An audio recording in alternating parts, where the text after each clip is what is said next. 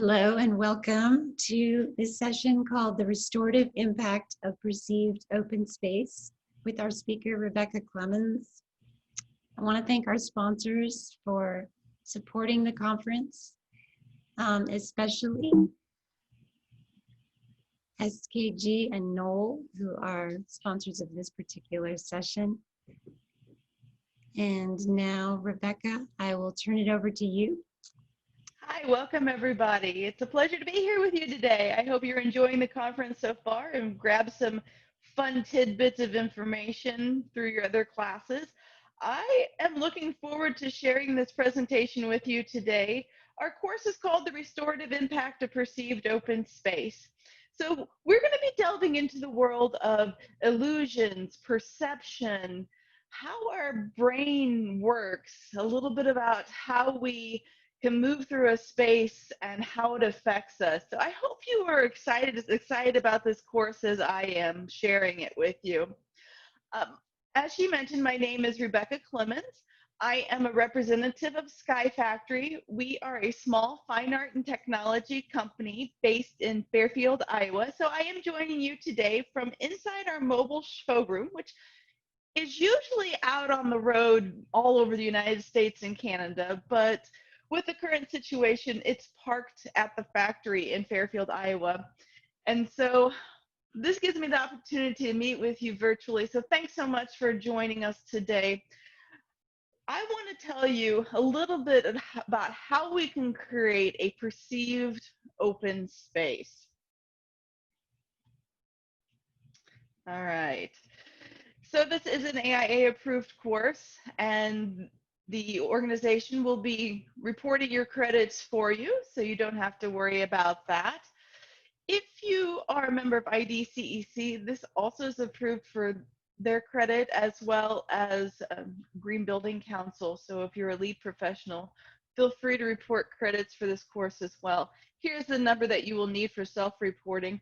I did have my email address on the very first slide. It's rebeccac@skyfactory.com, just in case you don't have time to capture this information right here. Also, if you're a patient experience expert, this course is also certified through them. But today we're going to be delving into the world of perception, as I mentioned. And we're going to be talking in particular about deep plan buildings. A few years ago, a group of neuroscientists and architects started evaluating how we add value or create a sense of value to an architectural design. And they started realizing that maybe not just the beauty and the structure was the most important, but how these interiors and how these buildings affected people that spent time within their walls. And so they started analyzing what's called the cognitive load. And this is the amount of information that a brain can process at one point in time. And so we have some buildings that have very high cognitive load. Buildings such as maybe Chuck E. Cheese, if you visited that fine establishment, you'll know what I'm talking about. There are also buildings that have a negative load. These are buildings that are just devoid of stimulating elements, and in particular, biophilic elements. If you're not familiar with the biophilia hypothesis, we actually have an entire course on it from Sky Factory, but I'm going to give it to you in a very, very, very, very brief nutshell. The concept of biophilia and biophilic design is, as human beings, we naturally gravitate towards other living entities. And so we like to have nature around us. We like to have views to nature. We like to integrate the colors and textures and even objects that are representative of nature and the flow, whether it be the flow of water or the solidity of a wooden surface or a stone surface. And these bring us relief. And so we're going to today look into the world of deep plan buildings and buildings that are just devoid of these stimulating biophilic elements, and how we can actually transform interior spaces by utilizing and creating two fundamental frames of reference within the architectural context. That is the perceived zenith, the highest point in the sky above your head, and then the perceived horizon line where the earth and sky appear to meet. And how, by utilizing these two frames of reference, we can make our brains see and perceive things that are just an illusion, but we can respond to them and our bodies respond to them as if they are real. So you're probably asking, why do we want to look at deep plan buildings? They are roughly 2% of the total commercial buildings in the United States, and this is roughly 100,000 buildings. That does not seem significant, but when you take into consideration that they cover over a third of the total commercial floor space in the United States, then we start realizing their sheer and true impact. You may be familiar with some of the dynamic lighting processes that have come out on the market. These are lighting systems that change color temperature throughout the day to mimic the normal circadian cycle of daylight. So they brighten up, they have maybe the bright blue of a clear sunny day. These are thought to be very good countermeasures to circadian impairment that's often found within deep plan buildings. But what we're going to discover is it's even more than just about light. It's also about a sense of space. So let's get going. We're going to start out by looking at how our body receives information. And then we're going to end up taking a couple different angles at looking at how we are actually perceiving it. Standard vision in the human eye consists of object recognition, color vision, and motion detection. Ooh, I did want to make one point before I get any further into the course. If you do have a question, do not hesitate to put it into the chat. I would be more than happy to answer it either during or following the presentation. So we have these three: object recognition, color vision, and motion detection. And these are felt to be one single process, but there are actually a number of distinct processes that are performed within the retina of the eye as this light reflects off the back of the retina. And these are processed by specialized neurons called cones. These cones are responsible for our highlight level. This is our color vision. And then we also have rods that are responsible for our low light level. This is more of our monochromatic black and white vision. And these are thought to be our only light receptors, these short, medium, long wavelength cones and rods. But in 2002, scientists discovered a fifth photoreceptor. This photoreceptor is called the intrinsically photosensitive retinal ganglion cell. Being that that is a mouthful, from here on out, I'm going to call it our circadian photoreceptor. And if you look at this graph right here, the dotted line represents the color spectrum that this photoreceptor is most sensitive to. So it is sensitive to a particular color of blue light. And so much so that we could even consider it our blue sky detector. So these circadian photoreceptors signal our master biological clock, which is located within the hypothalamus of the brain. This is what regulates when you want to wake up in the morning, as the sun starts rising, as the light starts going down, that desire to go to sleep. Think about when you last had a cloudy, overcast day. You kind of felt dreary, right? This is all regulated within that system. And traditionally, this had been regulated in wide open space. But now, as we spend more and more time indoors, we've lost this connection, and many times our circadian rhythm is thrown off.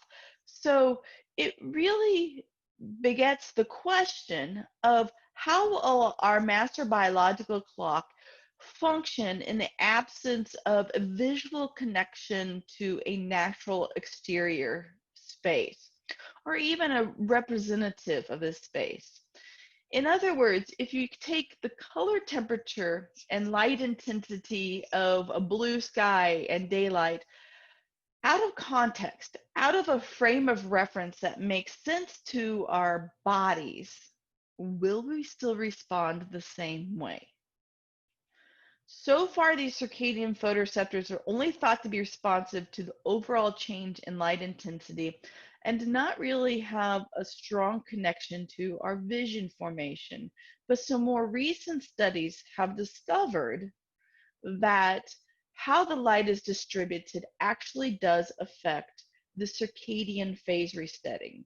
In other words, taking this in combination with other neurological clues, it seems reasonable to assume that where the light is coming from, what direction, will actually make an effect on the circadian phase resettings, and actually is important to how the circadian system is functioning.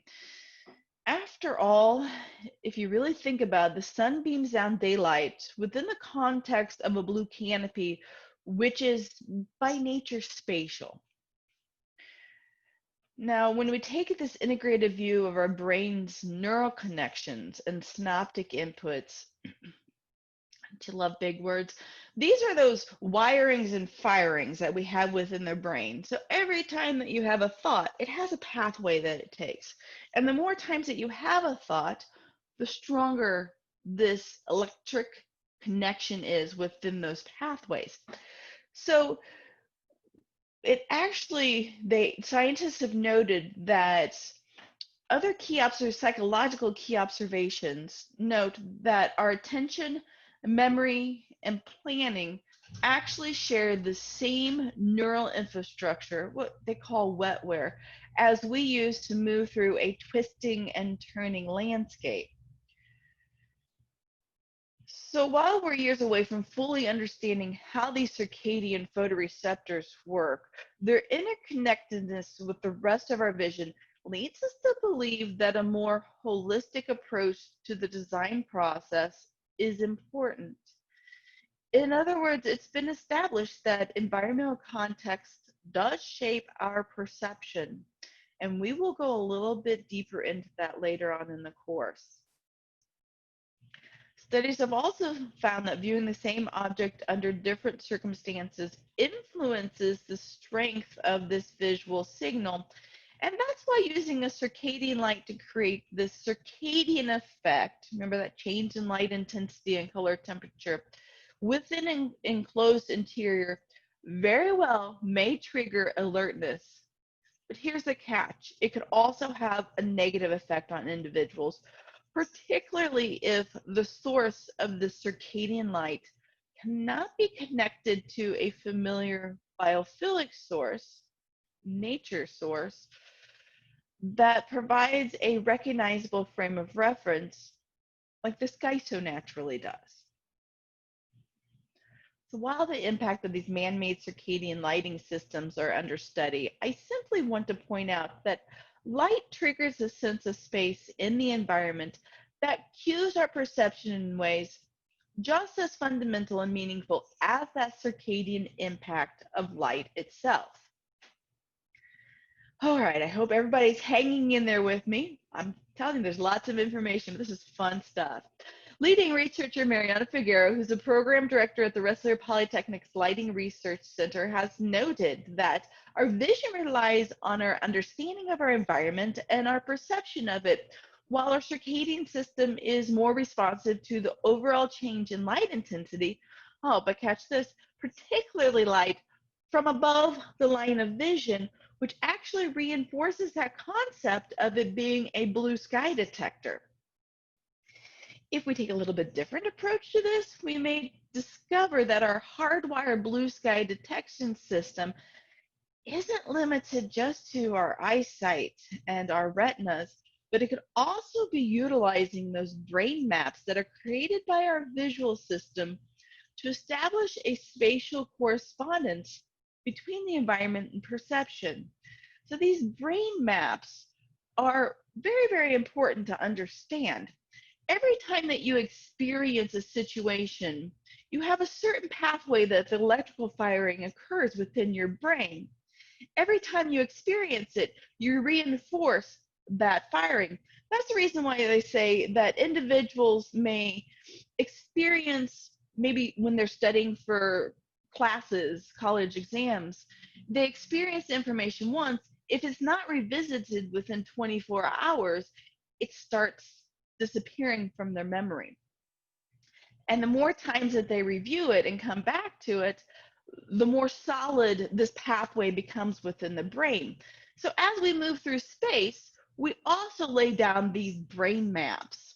And that's the reason why most of us can probably walk through our house at night with the lights off and not bump into anything or step on anything unless we have kids or pets that left toys in the middle of the floor. But when we think about being outside, how often do we experience the sky? Hopefully every day, and hopefully multiple times per day. But a blue sky does not transmit circadian light to our brains on an abstract basis. It's one of our most recognizable experiences of open space.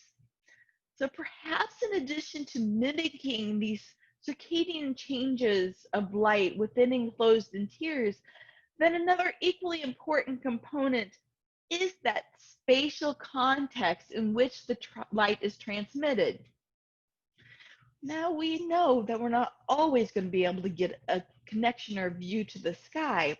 So if not the sky itself, then an illusion of a natural environment or overhead sky that's created in such a way that it mimics our past experience of this similar set of information could be very important. In order to understand the spatial correspondence between environment and perception, we really need to take a closer look at the relationship between light, space, and memory. Research in neuroscience has also uncovered the fascinating connection between our ability to map space and our memory. Okay, how many of you have actually ever lost anything? I know, none of us. It's always where we put it. But it can be extremely disgruntling and scary when you try to find these things. But what is the process that you usually go through to try to find these misplaced items? For example, last night it was my daughter's wallet. She wanted to renew her driver's permit and couldn't find her wallet. What do you think we did? We started thinking about every place that we'd last seen it. Searched through the car, searched through the house. So we had this connection of where we last saw it and our memory. According to Dr. Jennifer Groh, who's a Duke University professor and the author of the book Making Space: How the Brain Knows Where Things Are, it turns out that not only is memory an integral part of building a sense of space, but space in turn serves as a kind of filing system for storing and accessing these memories. And that this memory space connection relies on the same shared neural infrastructure, those wirings and firings in our brain again. So this insight provides one of the clues that may answer the mystery behind why certain what we're going to call biophilic illusions of nature in this course, which do provide this recognizable frame of reference, why they have such a profound effect on our psychophysiology as compared to standard nature art photography. All right, take a moment, imagine this above your head. Everybody see it? When we provide an image that mimics a spatial relationship we're familiar with, the brain reacts as if the original memory itself is being re-experienced. That's kind of tricky, isn't it? And this is consistent with a unique facet of illusions. They're capable of creating experience when all of the elements mimic a past experience. So it's going to take what we've covered so far and pull it together. While our circadian rhythm signals these various internal biological clocks, given that same shared neural infrastructure between our memory and our sense of space, our spatial cognition, it actually seems reasonable to assume that our most universal sense of space, the sky, would also serve as an elemental circadian synchronizer as it relates to the effects of daylight on our bodies. And we have this very strong connection to nature. Think about the last time that you went and took a walk.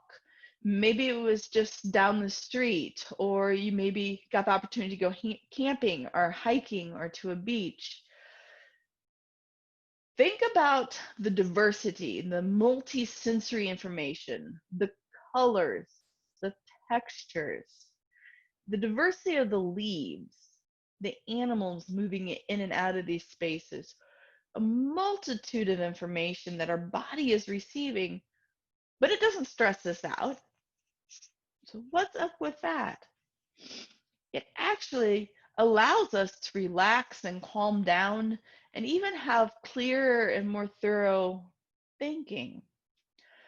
I would love to stay on this slide for the rest of the course. Unfortunately, we do have to go back inside. So let's examine the hidden cost of enclosed interiors. According to the Institute for Building Efficiency, over 50% of the buildings that will still be in use by 2050 have already been built. Let that sink in for a second. That means for the next 35 to 50 years, a large percentage of our workforce is going to be expected to work in these outmoded buildings. Anybody want to volunteer for this one? I myself think I will pass this time. Also, a 2010 survey by the U.S. Energy Information Agency found that nearly 3/4 of the floor stock in the United States, which is equivalent to 46 billion square feet, belong to buildings that are over 20 years old. I happen to be over 20 years old, slightly. Not going to tell you by how much. I do have a daughter in college. You can probably do the math. So I'm thinking that 20 years is not that long. But when we take into consideration that biophilic design came onto the scene roughly 20 years ago, that means there's a lot of space that doesn't have it integrated into it. So even though you as architects and designers continue to use green design and sustainable technologies in your new buildings, the pressing question really comes down to what solutions are available for billions of square feet of fully or partially enclosed interiors that are going to be used for decades to come. The other question is, how can we create sustainable interiors for long-term human occupancy in these older buildings that are less than ideal for human performance and health? So I'd like to divert for just a moment, and we're going to take a moment and look at a study within the healthcare sector pertaining to the highest level of LEED certification. You may or may not be a healthcare architect, and that doesn't matter. You will discover that this research pertains to pretty much any commercial space out there. In 2015, the Journal of Hospital Administration published an article that examined the interiors of hospital environments, and they correlated it with employee turnover, illness, and injury.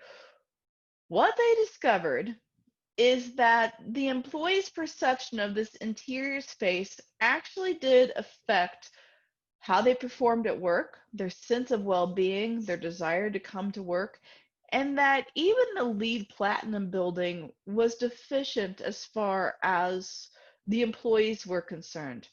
So think about the last time that you were in one of these hospital settings. The unique challenge of infiltrating daylight into the core of the building, where the employees spent the majority of their time, was noted that even though the LEED Platinum building got credit for 75% daylight penetration, the majority of this light was within the patient rooms and the public corridors, which are very important. But this is where the employees are less likely to be spending their 12-hour shift. And they also noted that even though they had the pod design within the LEED Platinum building versus the racetrack design, as far as the employees were concerned, it was still quite deficient, and that future design and layout of the facilities really needed to take into consideration employee work processes. Now, when we think about these interior spaces, senior living falls within the same classification. You want your nurse's station to be centrally located. That often means that it's removed from exterior windows and views. When you think about education, how often, especially in older buildings, do the administrative offices end up in the core of the building? And these people aren't spending 3 to 4 years in that space like the students are. They're spending 30 to 40 years. When you think about offices, especially older offices or call centers, they oftentimes end up in the basement of the building or the central area because we can't all have corner offices. That's highly prized view. Also, retail spaces fall within the same situation. It does not take long, if the retail space even has a window to the outside, it does not take long to get far enough into this retail space that you lose a visual connection to the sky. Now, most of these places, we're not going to be going in and busting out walls and making new windows or cutting holes in the ceiling to create skylights. So we may discover that as long as these deep plan buildings continue to exist, the relief to their detrimental effect may not be found within their walls as much as within our perception of their surface as a spatial boundary. And this change in focus allows us to consider visual spatial technologies within the framework of these less than ideal work environments. That's where you come in as architects and designers. All right, now we are getting back to environmental design and the mechanics of perception. The field of neuroscience has done much to uncover how our visual system makes inferences and fills in gaps to missing or misleading information. All right, move a little bit farther away from your screen if you can, if you have a screen. What do you see? Does it feel like it's spiraling or moving? If you have a device that you're watching this on and you can turn it at an angle or even turn your monitor to your screen or move your body to where it comes at a slight angle, you'll notice that you go away from this perception of spiraling and other information into concentric circles. Excuse me for just a second.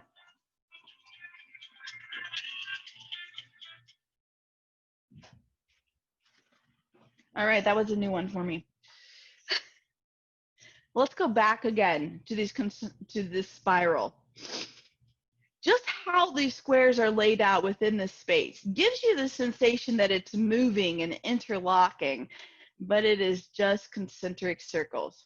And psychologists say that this perception, this feeling that we can make it be something different than what it is called our habits of perception.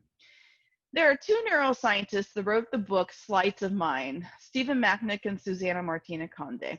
And they say that this phenomenon is an unavoidable result born of the sheer limitations of the number of neurons and neural connections underlying our sensory and mental processes. In other words, we have so much visual information coming in that we kind of pick and choose as to what we see and what we perceive. Now, we have this really strong feeling that what we're perceiving and our view of reality is always accurate, right? I always see things clearly. My point of view is always right. Okay, maybe not, but I'm going to go with that one. Sometimes, though, when we take a step back, change our perspective, we may realize that what we thought was going on actually wasn't. So it makes so much more sense that these letters are just laying on top of this image on the left-hand side, not obscurely printed on the wall like it appears to be on the right-hand side. And so the neuroscientists tell us that we're constantly manipulating this visual information because we want it to make sense. They also give another interesting example. Why does the full moon look huge when it comes up over the horizon against mountains and landscapes, yet when it's way up in the sky, it looks minuscule? I mean, besides the fact that the moon grows and shrinks every night. Okay, maybe not. But think about it. There is the aspect of the haze along the horizon, which does distort the size of it. But when we take it and we set it up close to objects that are, we're actually expanding the size of it. So when we put it in reference to mountains and trees and buildings, it grows. But when we put it way up in the sky, we don't have anything to compare it to, then we shrink it back down to size. Now, if you would like to test this out for yourself, I've had a couple different architects during my time giving this presentation give me some clues as to how you can test this theory. The first one is you can take and roll a piece of paper the size of the moon at the horizon and then follow the moon as it moves through the sky. What you'll discover is the size of the moon compared to the size of the paper does not change. Another way that you can test this may be more fun, less fun, is when the full moon comes up over the horizon, you turn your back to the moon, you bend over and look through your legs. Now you might want to grab a kid or grab a friend to make it a party experience, but check it out. You'll notice that as you change your perspective and your angle and your reference, we actually reduce the size of the moon. So which size is actually true? That makes it really hard to say. It just gives an example of how our vision is not as static as we like to believe it to be. It can be very sensitive to environmental cues. Now, scientists have also been able to categorize our attention not as a single process, distinct processes as well.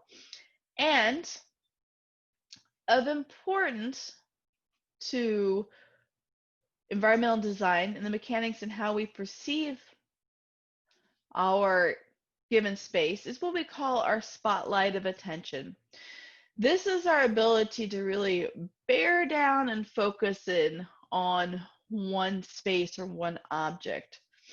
Some of you may be really good at this. I know as a child, I was fabulous at really utilizing my spotlight of attention. So much so that my mom would get very angry at me when I was watching television because I never heard her. I promise I was not ignoring her. I was just very, very focused. I think as I've become an adult, though, I've kind of lost that ability to, well, I haven't lost it, but it's less utilized because I have children and you're usually wondering where they are and why they're quiet. But when we take our spotlight of attention and we pertain this to our eyesight, it falls on what's called a retinotopic space. What this is the amount of space that we can actively focus on at one point in time. What's intriguing is it's only the width of about 3 fingers held at arm's length. This is all that our active focus is. Now, we're still receiving an abundance of visual information from the area surrounding us, but this visual information is suppressed. Those neurons are not firing at high capacity like the ones that are in the focus area. What this means is that we can lay elements within this perception and peripheral vision area that give our brain clues to experiences, and these clues are what trigger our brain to perceive whether it be a perception of more open space or depth within a field. Now, another neuroscientist, Dr. Steve Rose, who's the author of The Future of the Brain, notes a fascinating study where the perceived sensory input actually increases when the context changes. That is that the same visual stimulus presented under a different context does in fact lead to a more or less engaging experience. And this is the stuff in which these unexpected illusions are made. This is how magicians make their magic work. In one of his lectures discussing his book, Dr. Rose wonders what is wrong with the world around us today, considering that the World Health Organization believes clinical depression to be the epidemic of the 21st century. Obviously, this was written before 2020 and our current situation, but we're still going to take this in consideration. That he goes on to ask that what we now know about the importance of multisensory stimuli and environmental context, could this unprecedented global spike in clinical depression have an architectural origin? Okay, before you start throwing tomatoes, luckily I'm far enough away, I don't think you'll hit me, but hear me out. Could the lack of neurologically complex environments, something that you would normally find in nature, think back to that walk and all of that visual, auditory information that you were receiving, with us spending more and more time within these static, artificial interiors and not having access to these neurologically complex environments, could this be responsible for this large number and unprecedented growth in clinical depression? If you think about it, roughly 100 years ago, over 80% of the population in the United States lived and worked on farms.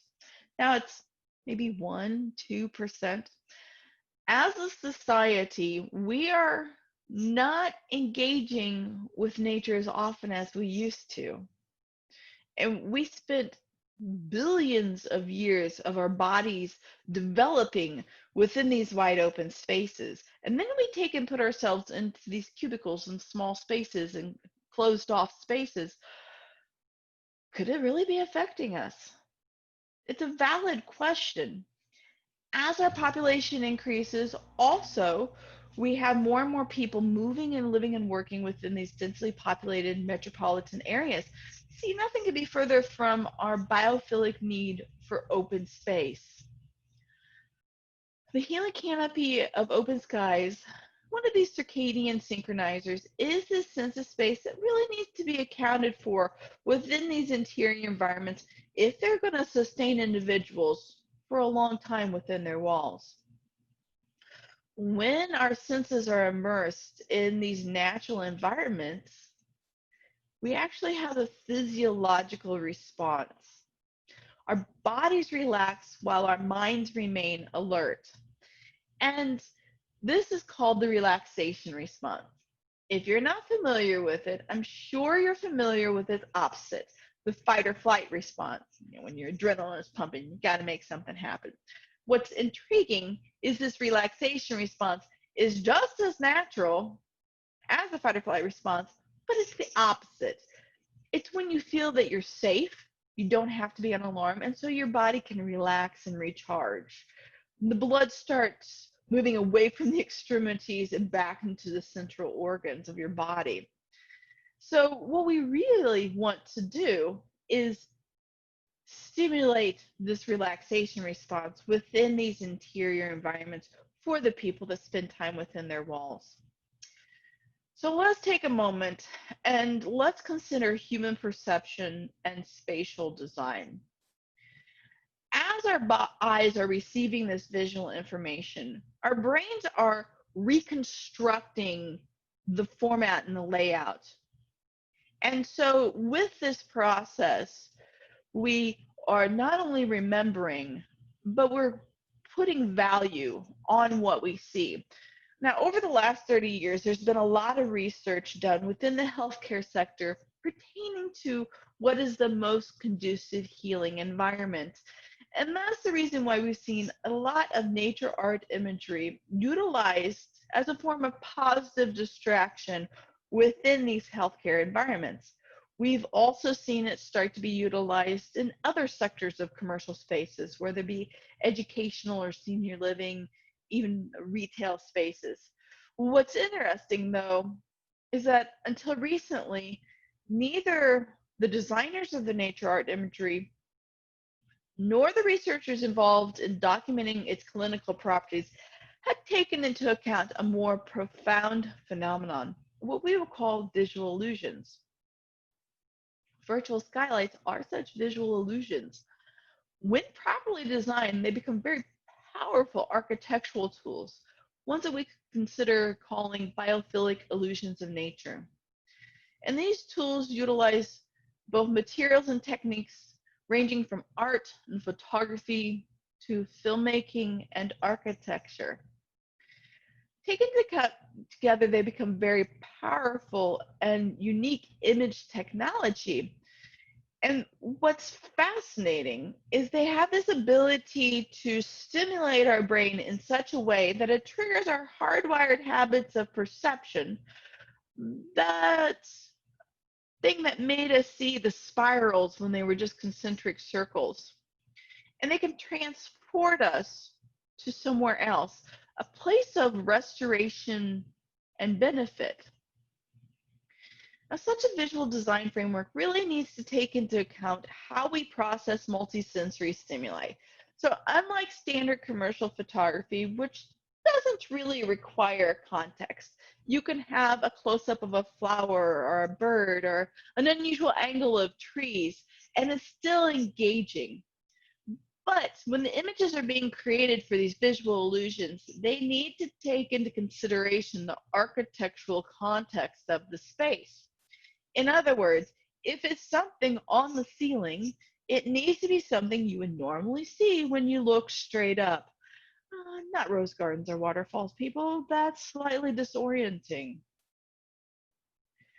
But when this imagery incorporates the architectural context, it triggers more than a psychological response. It's a broader neurophysiological response to this changed perspective in space.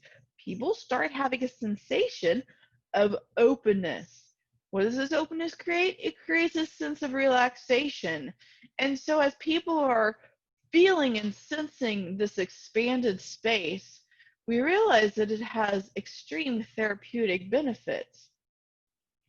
Now, researchers had noted for years that people were having this response, this physical response to the sense of open skies and to openness, and they decided to figure out what exactly was going on in the brain. Do I have any Texas Tech people in the crowd? So Texas Tech University College of Human Sciences teamed up with this Neuroimaging Institute, and they spearheaded a study that was published in the peer-reviewed academic journal Health Environments Research and Design. In 2017, this research study received a Certificate of Research Excellence from the Environmental Design Research Association, as well as a number of other awards. And this award-winning study was called Neurocorrelates of Nature Stimuli, an fMRI study. It always fascinates me how they can write titles for these studies in such an obscure way that it's difficult to understand what they mean. But let me tell you a little bit about this study. This Texas Tech study took images from 4 different classifications. They had what were considered positive images, which were images such as the butterfly. They had negative images, like fire, the forest fire, neutral images, like our plank of wood, and then these open sky photographic compositions. They placed one image in front of an individual and then did an fMRI scan on their brain to see what areas of the brain was actually activated. They would change out the image, show them a different one, do another scan. What they discovered during this process, once they compiled all the information, is that these open sky photographic compositions not only activated areas of the brain that were typical of positive images. So unless you were afraid of water, this looks like a pretty nice place to be right now. They also activated areas of the brain that correlated with our sense of space. And of particular interest to the researchers were the activations in the cerebellum, that bright pink spot on your screen, as it correlated to our sense of depth perception. What this means is that these individuals, their brains were reacting like they were in wide open space, because that's the area that's activated when they are in wide open space. This is fascinating because now we have a broader neurological understanding of the power of these biophilic illusions to alter and transform an interior space, and we can now utilize them within these interiors to improve these spaces, whether it be for living, working, learning, or just being. Now, these illusions are puzzles, and our brains do like to figure out puzzles. So they come from a mixture of different cues. And all of these cues added together, once again, reconnect to those brain map experiences of stepping outside and being in an open sky. And so you want to have the color temperature around 6,500 Kelvin. This is the color temperature of a bright, clear, blue sky day. Also, you want completely equal illumination. You may have at one time or another seen a not so good version that you can see the fluorescent light bulbs behind. Brenda, you know it's not real. It can't be real. But with equal illumination, our brains go, well, maybe it could be. Also, having very high resolution image that doesn't have distortions or pixelation is imperative. When you take all of these and add them together, put a sense of structure that raises it up off the plane of the ceiling, as we see here, we can actually create a whole new perception of space. And in situations where an interior space cannot incorporate an organic visual connection to nature, in other words, where we really can't get a good skylight or even window view, because viewing the building next to you still doesn't quite cut it, then we can actually mimic the geometry of natural environments by reproducing two fundamental biophilic spatial relationships. That is the perceived zenith, that highest point in the sky above our head, and the perceived horizon line where the earth and sky appear to meet. Both of these serve as environmental anchors to shape our perception of space. And we really cannot underestimate the importance of our visual input and our spatial awareness to our well-being. All right, normally I ask for feedback at this point in time. I have a question for you. You can guess and keep your answers to yourself. If you want to throw it in the chat, feel free to. My question is, when we have our eyes open, what percentage of our brain activity is directly related to our vision? When we have our eyes open, what percentage of our brain activity is directly related to our vision? You know, some people want to say 5%, others may say 90%. Well, actually, it's roughly 66%, 2/3. Out of a total of 3 billion firings per second, roughly 2 billion firings are directly related to our vision. Now, you, as well as I, may be asking how in the world do they calculate billions of anything per second? I don't know, but they are amazing. Now, scientists have also found that over 50% of our brain mass is actually directly or indirectly related to our vision. We didn't realize how important our vision is. But think about when the lights dim down at night, how all of a sudden the smells are so much stronger of the flowers. Is it the humidity, or is it just our senses have shifted? Or how blind people as they start to go blind, actually start hearing better, or have a stronger sense of smell.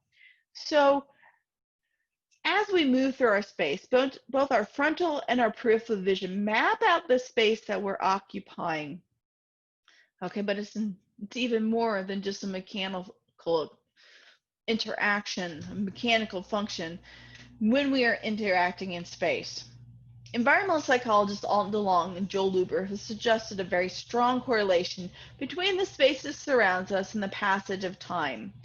In their research, they discovered that a larger sense of space seems to slow down time, whereas a smaller space seems to speed it up.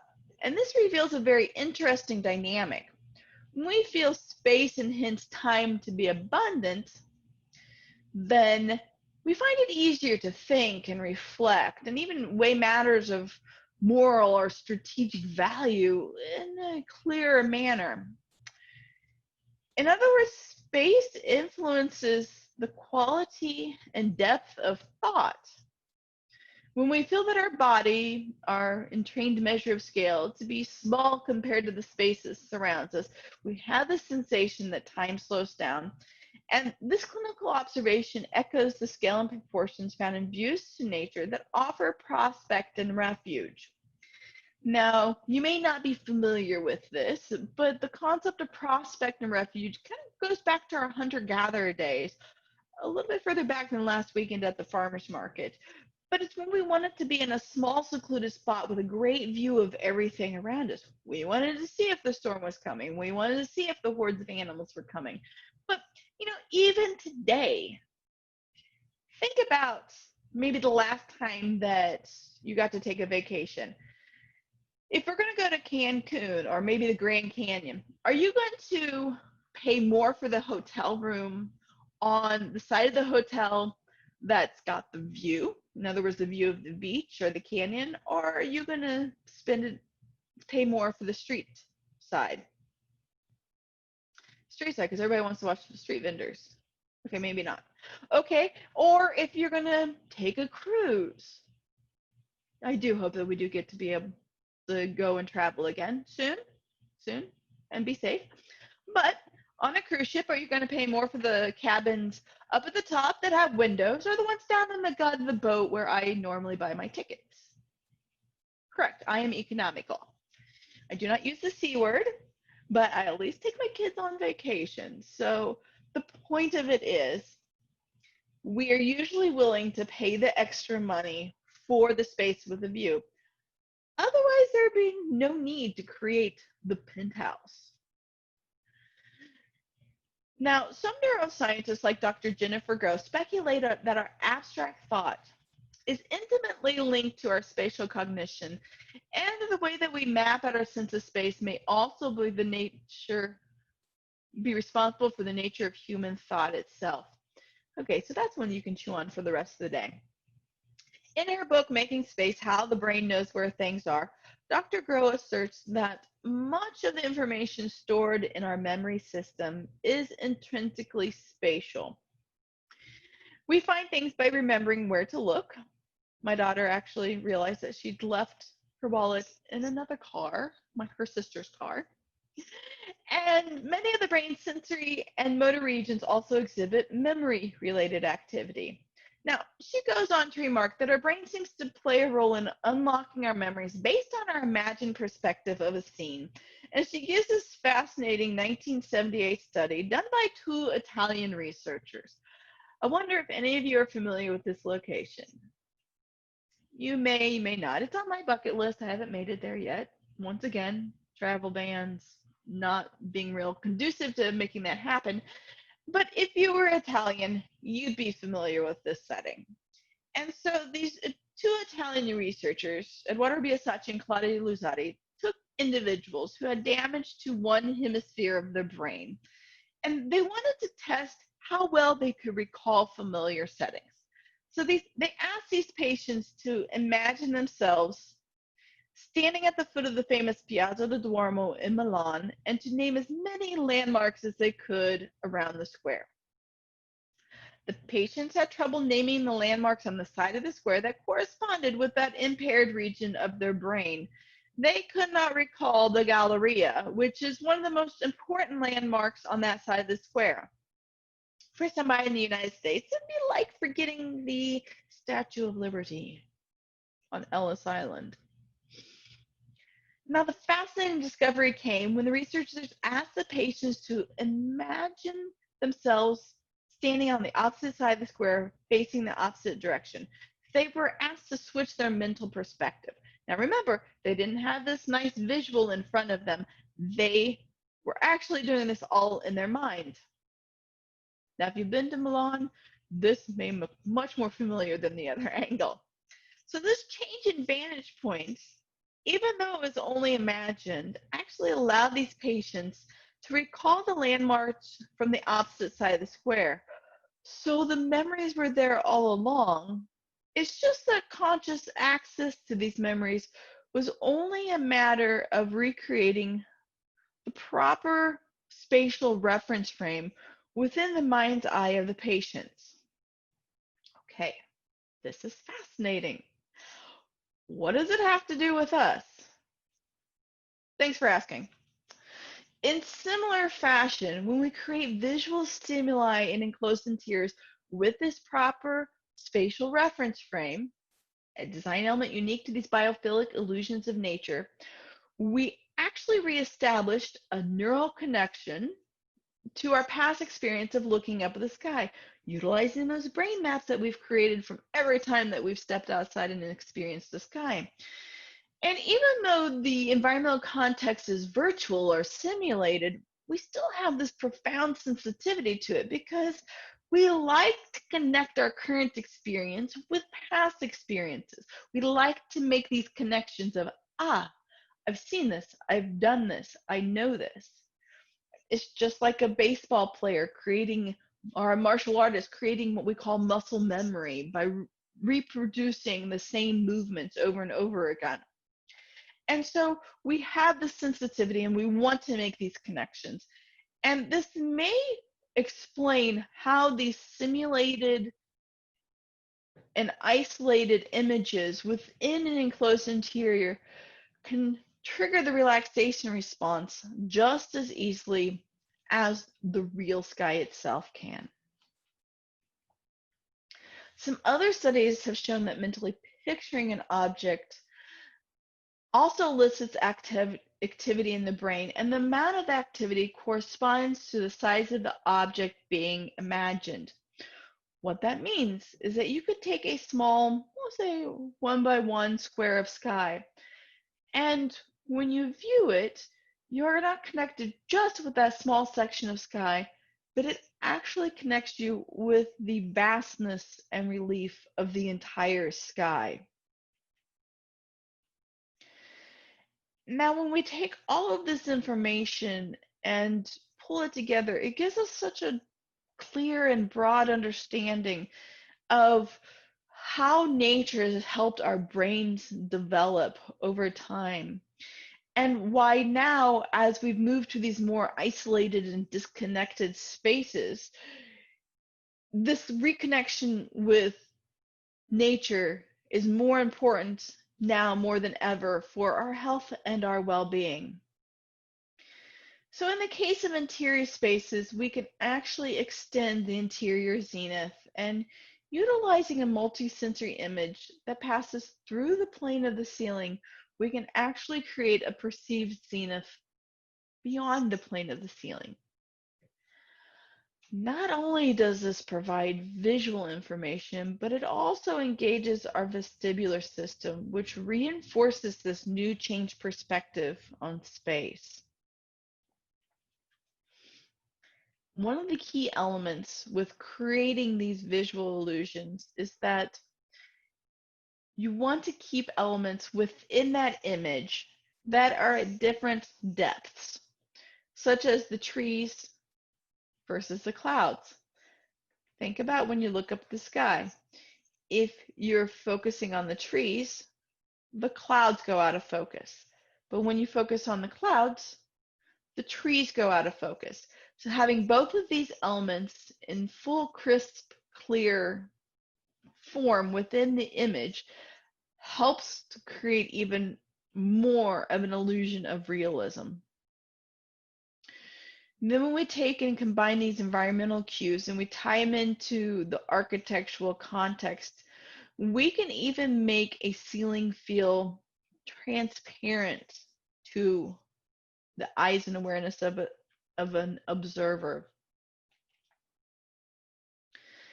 When we take the suggestive qualities of the environmental cues, the image composition and light quality, and we marry it to this architectural context, we can even weaken the boundaries of interior walls. So these two spatial relationships, the perceived zenith and the perceived horizon line, represent visual and spatial technologies that have just begun to be utilized within deep plan buildings. And they're particularly useful when other avenues to bring biophilic design relief indoors are either not structurally possible or economically feasible. So throughout this course, we have gone through and we have seen how our bodies receive this visual information, how our circadian photoreceptors are triggered by this particular color blue light from above the line of vision, and how we can actually set up elements within an interior space to catch our hardwired habits of perception, trigger our brains into perceiving an open space, which then results in a sense of relaxation and clear thinking for individuals. So by taking this framework into account, within the visual design process, it's actually possible to have a research-based visual technology that can turn billions of square feet of enclosed interiors into comfortable, healthy, and restorative indoor spaces for long-term human occupancy. Thank you so much for your time today. It has been a pleasure presenting this course to you. I did want to make sure that we left some time for any questions that you may have. At this point in time, if you have some questions about the course, about Sky Factory, please put these into the chat. I would be more than happy to answer any and all of your questions.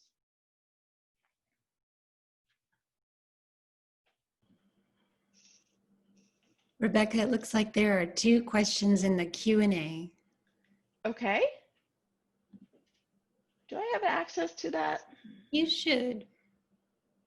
Let me stop sharing and see if I can figure out how to get to that. But I Oh, can, look. if you can. I found it.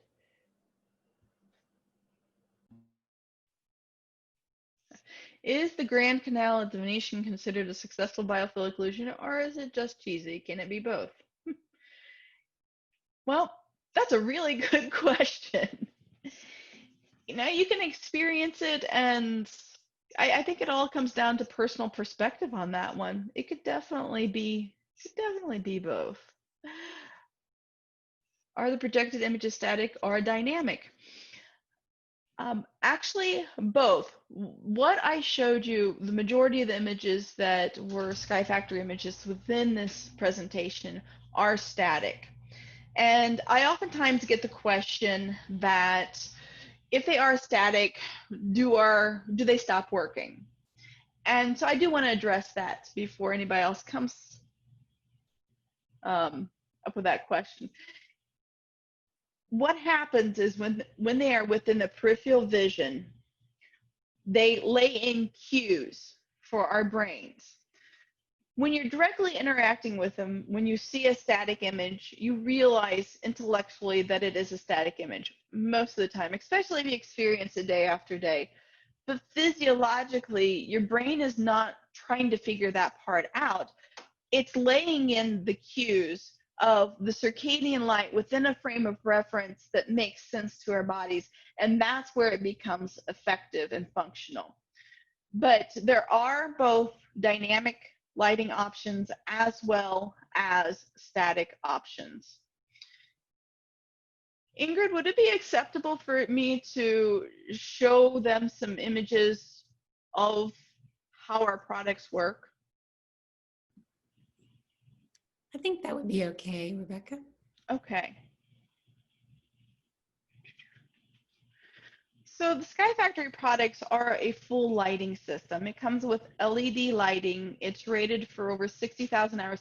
We manufacture everything in-house. This is a fully US made product. We even manufacture our LED lighting because we couldn't find anybody who has consistent enough quality for what we needed. So when you're looking at LED lighting that's rated for 60,000 hours, you're looking at it being virtually maintenance free, 15 to 20 years before you'd possibly have any issue. if there is an issue, we have a 10-year warranty on our products. But in front of that lighting, we have an image tile. All of the images are color calibrated to match up with the lighting that we provide. Every image is custom. That means that you can choose what cloud combinations, what if you want the fluffy clouds, the wispy clouds, the cirrus versus the cumulus, or if you want fir trees versus maybe you want some cherry blossoms. You can take and integrate these together however you choose. It's printed on a fairly thick, it's laminated onto a very thick acrylic tile. And so it's very durable. It's not going to bend, bow, or sag. And then we have two different ways that we fit it into a rectilinear ceiling. This one here fits within a basic 2x2 ceiling grid. As you'll see in the image on the left, it kind of raises up off the plane of the ceiling. And that gives that sense of structure. Our other rectilinear version is our Revelation Sky Ceiling. This is the one that's on the top of the screen. These are a little bit deeper. They work really best with at least a 9-foot tall ceiling. But with these, you can go up to a 4-foot by 6-foot individual image panel. So it gives you a large expanse without mullions. You can take and do combinations of 4x4s, put a 4x6 in the middle and 2x6 on the side. So lots of opportunity to play with that. In addition to having rectilinear, you also can work with circles and ellipses. Our Aperture Sky Ceiling is a new release that we had last year. And what's intriguing about it is that there's a slight gap between the image tile and the trim, which gives you the sensation that there's no edge to the sky as you move underneath it.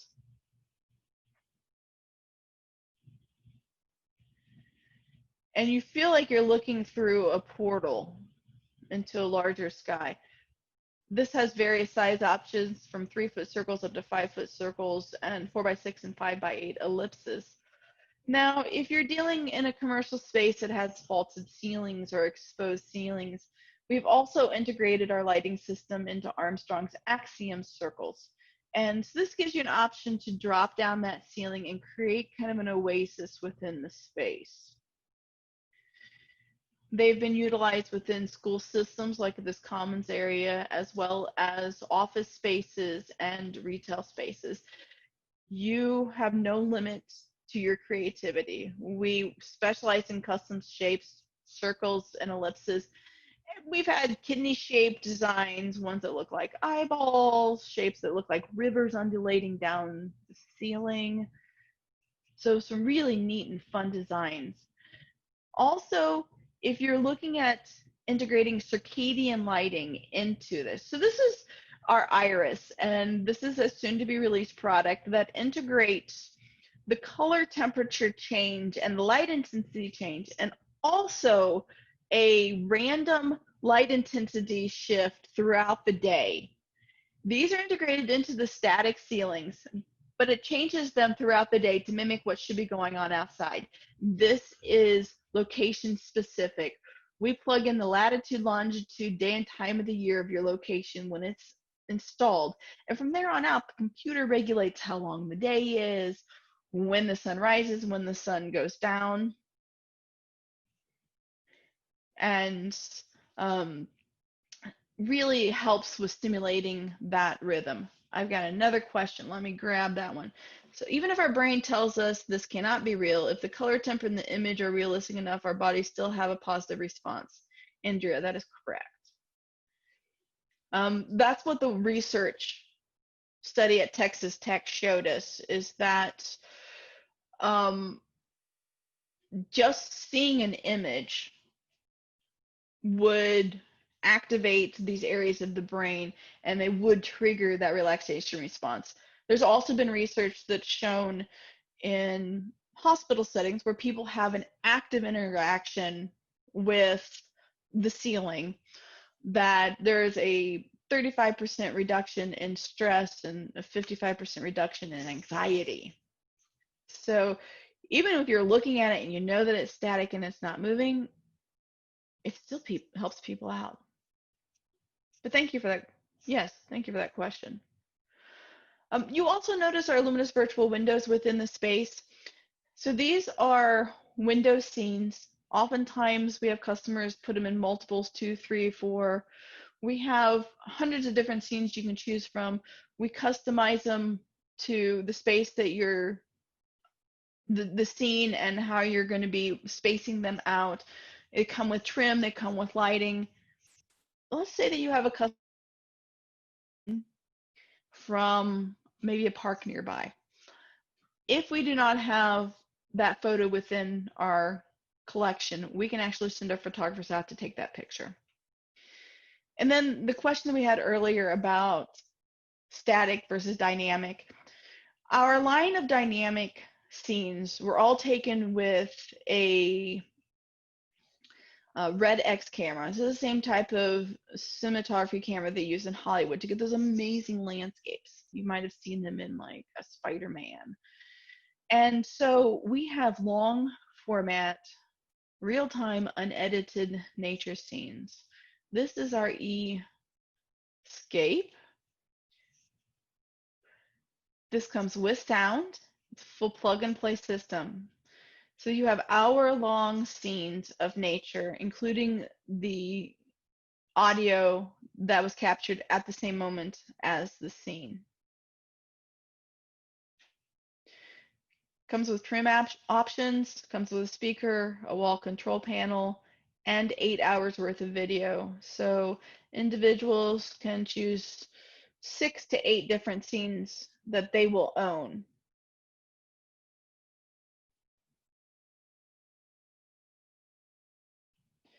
And then you might have caught a glimpse of my aquarium behind me. It is a virtual aquarium. Obviously, you've probably noticed it changed scenes. This is our EC. This gets you an aquarium without the maintenance and the hassle, and you don't have to keep the fish alive. Probably my favorite part of it. But we have a number of different scenes from freshwater to saltwater, and these are roughly hour-long scenes, and you get 5 scenes with it as well. So in addition to our wall product, digital cinema products, we also have our Sky View. And the Sky View is under the same auspices of these two products in that you have real time video, whether it be of clouds moving by. Some clouds move faster, some clouds move slower, some have spring foliage, some have fall foliage. And so this gives you an option to have a moving video sequence. So please allow my team to help you out in your designs. This is something you're interested in. I look forward to you reaching out to me. We offer free graphic rendering, so let my team work for you. But what other questions do you have about Sky Factory or the course? I know that was an extensive amount of information that I threw at you. Do you have any other questions?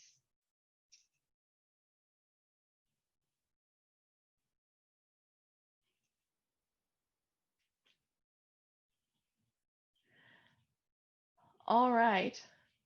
Well, I will stay on here for a few more minutes, but this concludes my presentation. I do appreciate your time today, and thanks, Brian. Please feel free to reach out to me if I can be of assistance. Hopefully the next time I see you, it'll actually be in person. That would be fantastic. So thanks, everybody, and enjoy the rest of your conference. Thank you so much, Rebecca. You're welcome, Ingrid. All right. Take care. Thank you. You too. Bye.